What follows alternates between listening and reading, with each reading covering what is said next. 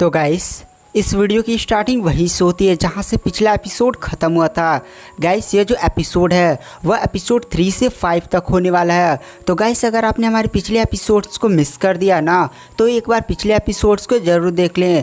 पहला जो एपिसोड है वह 4 घंटे का, दूसरा एपिसोड 1 घंटे का।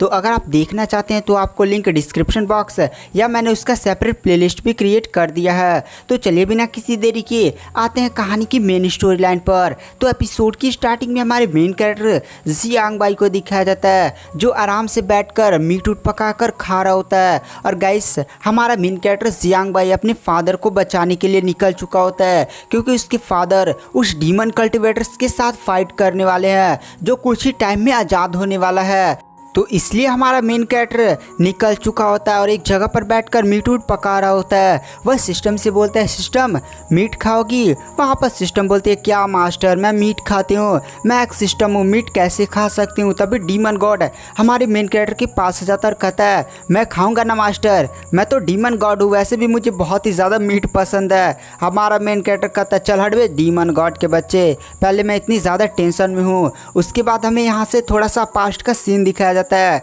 जहां पर हमारे मेन कैरेक्टर ने उस बूढ़े एल्डर डू से सारी चीज़ें पूछ ली थी, जहां पर एल्डर डू ने हमारे मेन कैरेक्टर जियांग बाई को बताया था दरअसल हम इस कंट्री या हम इस पूरे कॉन्टिनेंट से बिलोंग ही नहीं करते हैं, हम दूसरे कॉन्टिनेंट से बिलोंग करते हैं जिसका नाम था जियान्यू कॉन्टिनेंट।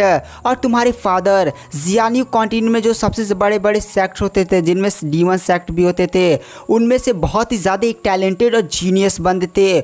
वह राइटियस बंदे में सबसे ज़्यादा टैलेंटेड हुआ करते थे। और हम जिस जगह पर रहते हैं ना, मतलब हम जिस जगह से आए हुए हैं वहाँ पर बहुत सारे सेक्ट्स हैं, लमसम 1000 सेक्ट, जिनमें से डीमन सेक्ट बहुत ही ज़्यादा डेंजर सेक्ट्स हैं। और वहाँ पर बहुत सारे पावरफुल पावर हाउसेस हैं और वहाँ की नदियाँ वदियाँ भी एकदम बहुत ही ज़्यादा डेंजर है।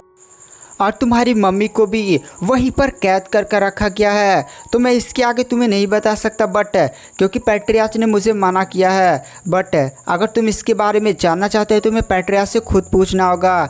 और पैट्रियाच आखिर कहाँ है? दरअसल पैट्रियाच एक बंदे को कैद किए हुए हैं जो एक डेमनिक कल्टीवेटर है। उसी डेमनिक कल्टीवेटर की वजह से तुम्हारी मम्मी को मतलब कैद कर रखा गया है। तो वहाँ पर जो जियांग बाई होता है वो भी अब बूढ़े एल्डर से वहाँ से निकलते हुए कहता है, एल्डर डू अब मैं चलता हूँ, आपने मुझे बहुत सारी चीज़ें बता दी हैं, तो मैं जहाँ पर फादर है वहाँ पर जाऊँगा और वो जो डेमनिक कल्टीवेटर आज़ाद होने वाला है मैं उसकी ऐसी की तैसी कर दूँगा। उसके बाद फादर से अपनी मम्मी की लोकेशन के बारे में पूछूँगा। उसके बाद मैं जियान्यू कॉन्टिनेंट पर भी जाऊंगा और अपनी मम्मी को बचाकर वापस लेकर आऊंगा।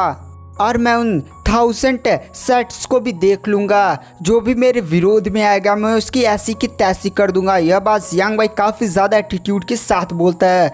उसके बाद जो जियांग बाई होता है ना गाइस, वह गधे पर बैठकर, हाँ भाई गधे पर बैठकर वह निकल जाता है अपने बाप को ढूंढने के लिए जहाँ पर उसका बाप डेमनिक कल्टिवेटर को सील करके रखा हुआ है। तो उसे रास्ते में काफ़ी ज़्यादा भिखारी उखारी दिखाई देते हैं। तो वहाँ पर जियांग बाई कुछ सोने के सिक्के निकालता है और सारी चीज़ें इधर उधर फेंक देता है और कहता है, ये लो पैसे, ये लो पैसे। तभी वहाँ पर जितने भी भिखारी होते हैं वो काफ़ी ज़्यादा खुश हो जाते हैं और हमारे मेन कैरेक्टर को धन्यवाद बोलते हैं और कहते हैं, यंग मास्टर आपने हमारी काफ़ी ज़्यादा मदद कर दी है। तो आप इस जंगल में जा रहे हैं तो आप मुझसे पूछ सकते हैं, मैं लोकेशन के बारे में बता सकता हूँ। आपको कोई हेल्प भी चाहिए तो हम आपकी कर सकते हैं।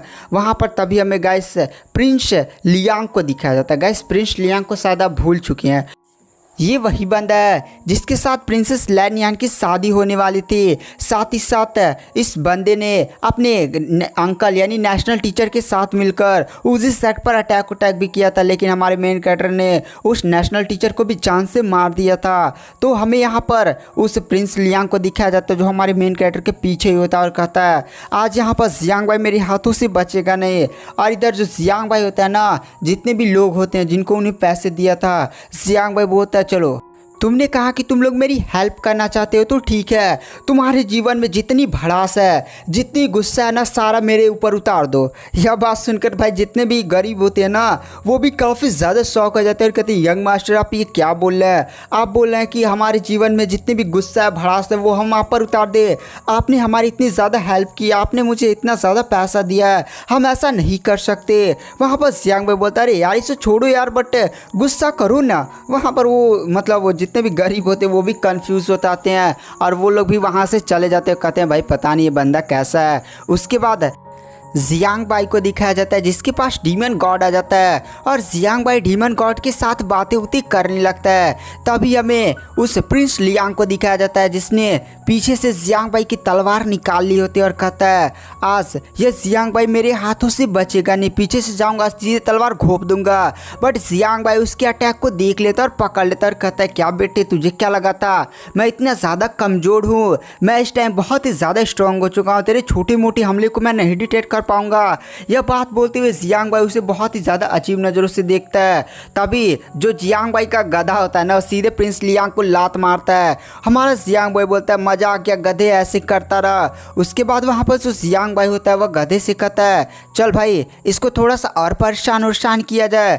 गधा भी ना उस प्रिंस लियांग को बहुत ही ज़्यादा अजीब नज़रों से देखता है। उसके बाद जो हमारा मेन कैरेक्टर होता है उस प्रिंस लियांग को हवा में उड़ाने लगता है। गाइस हमारा मेन कैरेक्टर का मेन एम बहुत सारे एंगर पॉइंट्स को इकट्ठा करना था और गुस्सा कैसे दिलाएगा जब वो किसी को परेशान करेगा ना। अब यहाँ पर जियांग भाई को परेशान करने के लिए प्रिंस लियांग मिल चुका है। प्रिंस लियांग को जियांग भाई बहुत ही ज़्यादा अजीब नज़रों से देखता है। प्रिंस लियांग भाई कहता है भाई जाने दे।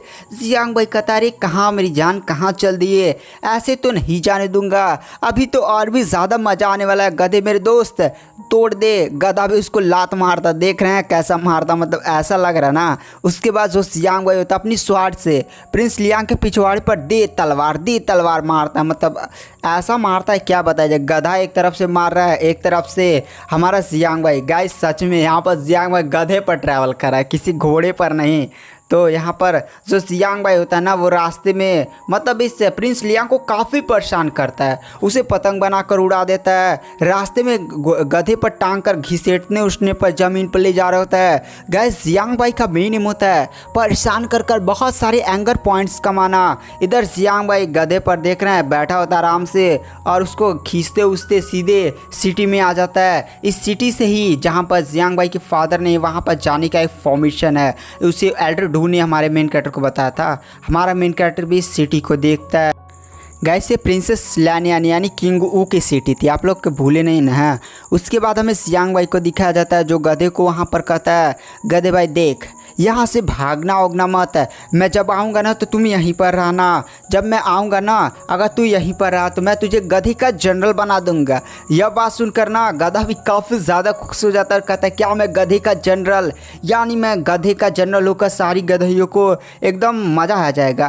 उसके बाद जियांग भाई होता है वो अपने सिस्टम को ओपन करता है। जियांग भाई के पास अच्छे खासे पॉइंट्स हो चुके होते हैं। उसके बाद जो जियांग भाई होता है वो प्रिंस लियांग को वहीं पर बांध देता है ताकि यहाँ पर प्रिंस लियांग जब बंधा रहेगा अकेले जोर जोर चिल्लाएगा तो उसे और भी ज़्यादा पॉइंट्स मिलेंगे। उसके बाद जो वहाँ पर प्रिंस लियांग होता है वह कहता है तू मेरे साथ ये क्यों कर रहा है? तो वहाँ पर जियांग भाई बोलता है अच्छा बताऊँ रीज़न, तूने हमारे उजे सेक्ट पर अटैक किया, तूने हमारे कितने एल्डर्स को घायल किया, तेरी वजह से हमारे प्यारे एल्डर डू यानी वो बूढ़ा सच में बहुत ही ज़्यादा घायल हो चुके हैं। तुझे क्या लगता है कि मैं तुझे इतनी आसानी से जाने दूंगा?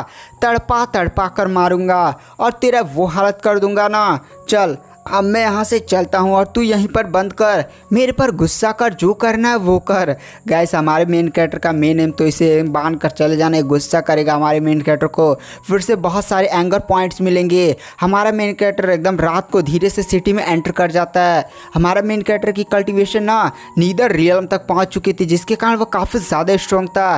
तभी जियांग भाई के सामने वही डीमन कल्टिवेटर्स का बॉस आ जाता है और दोनों ही एक दूसरे को देखते हैं, मतलब जैसे नहीं टकरा जाते कभी का सिटी में, तो ऐसे हमारे मेन कैरेक्टर को देखता उगता है। तभी अचानक से डीमन कल्टिवेटर काफ़ी ज़्यादा डर जाता है और भागने होने लगता है, ज़मीन पर लड़खड़ाते उड़खड़ाते हुए भागता है।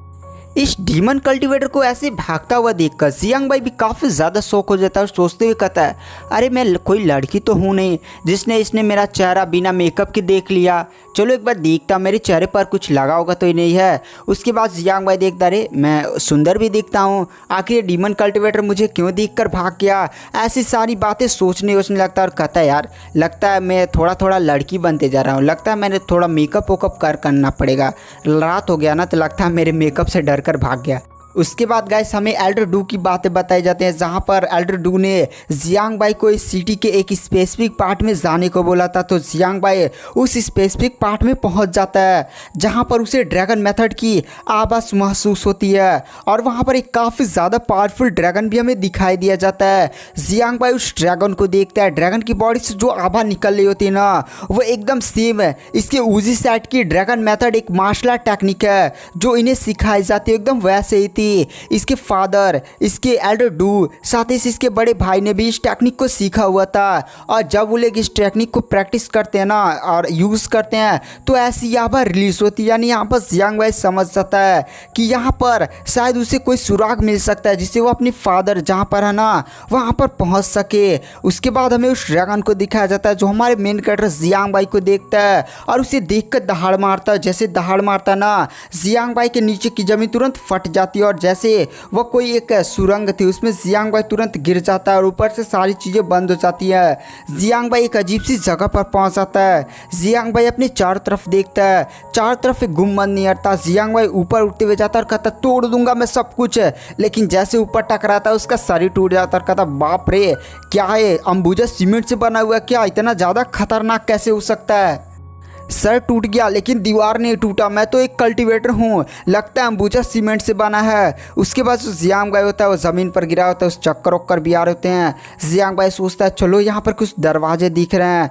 तभी जियांग भाई जैसे वहाँ पर आगे बढ़ता ना गैस नीचे फॉर्मेशन बिछी हुई थी, जैसे उसका पैर एक अजीब से ईंटे पर पड़ता है, ईंटा पूरा गर्म होने लगता है। जियांग भाई होता है वो तेरी की गर्म में गर्म है। वहाँ पर जियांग भाई कहता है लगता है पूरे एरिया में फॉर्मेशन बिछी हुई है, मुझे एकदम संभल कराना गैस। फॉर्मेशन मतलब जाल बिछी हुई है। हाँ सच में इस पूरी जगह पर जाल बिछी हुई थी। जैसे जैसे जियांग भाई आगे बढ़ रहा था गलत जगह पर पैर पड़ने पर ना अटैक हो रहा था, लेकिन जियांग भाई नीदर रियलम का कल्टीवेटर था जिसके कारण सारे अटैक से बच जा रहा था। जियांग भाई थोड़ा कोने में दुबका होता है तभी ऊपर से अटैक हो जाता है। देख रहे हो ऊपर से जो लॉ दिखाई दे रही है वो भी कितनी ज़्यादा खतरनाक अटैक होता है जिससे जियांग भाई बाल बाल बचता है। जियांग भाई देखता है अरे यार लगता है फाइनली मैं बच गया। इधर उधर जियांग भाई देखता है और कहता है अब किधर से अटैक उटैक तो नहीं आ रहा है, रुको रुको मैं एकदम सावधान रहूँगा।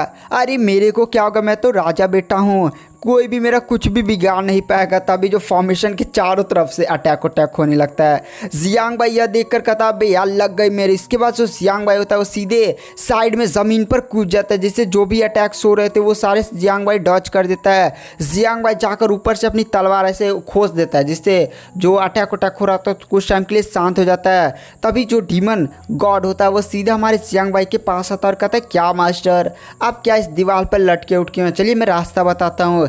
यहाँ पर जितने भी जाल लगे हुए ना उन जालों को ढूंढना बहुत ही ज़्यादा मुश्किल है, तो आप काम करिए आप अपने डिवाइन कॉन्शियसनेस का यूज़ करिए। गैस आप जब नीदर रियलम पर पहुँच जाते हैं ना तो आपके पास डिवाइन कॉन्शियसनेस भी आ जाती है। साथ ही साथ हमारे मेन कैरेक्टर ने ग्रेट डेमन असुरा को मार्शल आर्ट टेक्निक थी वो भी सीखी थी जिसके कारण हमारे मेन कैरेक्टर के पास डिवाइन कॉन्शियसनेस आ गई थी।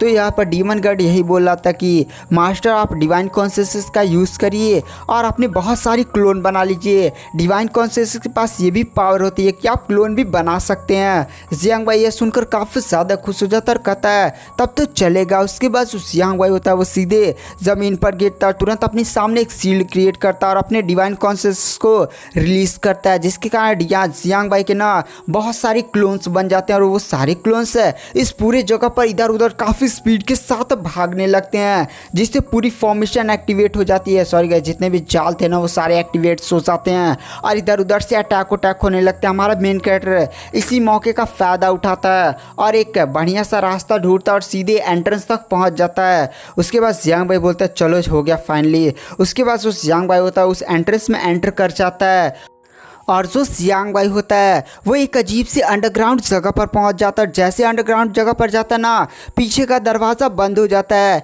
जियांग भाई दरवाजे पर एक अजीब सी चित्र देखता है जहां पर एक कल्टीवेटर्स कुछ लोगों से फाइट कर रहा होता है और कुछ लोगों को बचाव चाह रहा होता है और कुछ को ज्ञान दे रहा होता है। तभी डीमन गॉड आ जाता है और कहता है मास्टर मुझे ऐसा लगता है कि यह एक सी गॉड की कहानी है। वहाँ पर जियांग भाई बोलता है सी गॉड की कहानी। वहाँ पर डीमन गॉड बोलता है हाँ, दरअसल ऐसा लगता है कि सी गॉड ने यहाँ पर इंसानों को बचाया था और बहुत सारे डीमन मॉन्स्टर को जान से मार दिया था जो इंसानों को काफ़ी ज़्यादा परेशान उन्होंने खा जाते थे। और उसके बाद उस सी गॉड ने इन सभी को ज्ञान दिया कि ऐसे होता है ऐसे होता है और कल्टीवेशन करना सिखाया। और शायद यहीं से इंसानों की कल्टीवेशन शुरू हुई और यही सारी बातें अकड़म बकड़म वहाँ पर डीमन गॉड हमारे मेन कैरेक्टर को बताया जा रहा होता है। तभी जो सिस्टम होता है वो प्रकट हो जाता है और वह डीमन गॉड की तरफ देख कर कहता है मास्टर जियांग भाई, यहाँ पर ये जो डीमन गॉड जितनी भी अकड़म पकड़म की कहानियाँ सुना रहा ना वो सारी चीज़ें फेक है। 0% चांसेस है इसके करेक्ट होने के। वहाँ पर जियांग भाई बोलता है क्या 0% चांसेस है? वहाँ पर ये जो सिस्टम होती है वो कहती है हाँ, यहाँ पर देखिए एक बार सारी चीज़ों को ध्यान से देखिए आपको सारी चीज़ समझ में आ जाएंगी। वहाँ पर जो जियांग भाई होता है वो फिर सारी चीज़ों को ध्यान से देखता है और कहता है 1 मिनट मेरे को समझ में आ गया। ये जो फैंग कंट्री था वो पहले उतना ज़्यादा स्ट्रॉन्ग नहीं थे। यहाँ पर जल्दी किसी को कल्टीवेशन करने के बारे में पता होता नहीं था। लेकिन यहाँ पर ये जो कहानी है वो शायद मेरे फादर की होनी चाहिए। मेरे फादर जियानियो कॉन्टिनेंट से यहाँ पर है। तो ये समझे उतना ज़्यादा डेवलप इलाका नहीं था जहाँ पर लोग कल्टीवेशन के बारे में इतना नहीं जानते थे। तो मेरे फादर ने यहाँ पर लोगों को कल्टीवेशन करना सिखाया। साथ ही साथ यहाँ पर उनके पीछे कोई पावरफुल कल्टीवेटर भी पड़ा हुआ था जिससे उसने फाइट किया और उसे इसी सिटी के अंदर कैद कर दिया। और इसी सिटी से ये जो कुछ होना था ये सारी चीज़ें हुई थी। तभी वहाँ पर डीमन गॉड पूछता अच्छा ये ऐसा हो सकता है आपके फादर इस कॉन्टिनेंट पर लमसम 20 साल पहले आए थे, तो यहाँ पर जो किंग है वो आपको क्यों नहीं जानता? मतलब वो आपके फादर को क्यों नहीं जानता? कहने का मतलब गाइस यही था। वहाँ पर जियांग भाई बोलता ऐसा हो सकता है कि उस टाइम किंग काफ़ी ज़्यादा छोटा, मतलब इस टाइम जो करंट किंग है वो काफ़ी ज़्यादा छोटा हो। वहाँ पर डीमन गॉड भी बोलता है चलिए ऐसा मान लेते हैं। तो वहाँ पर जियांग भाई आसपास की चीज़ों को देखता है और फिर उसे एक अजीब सी जगह पर मिलती है जो एक फॉर्मेशन या जियांग भाई को लग रही होती है।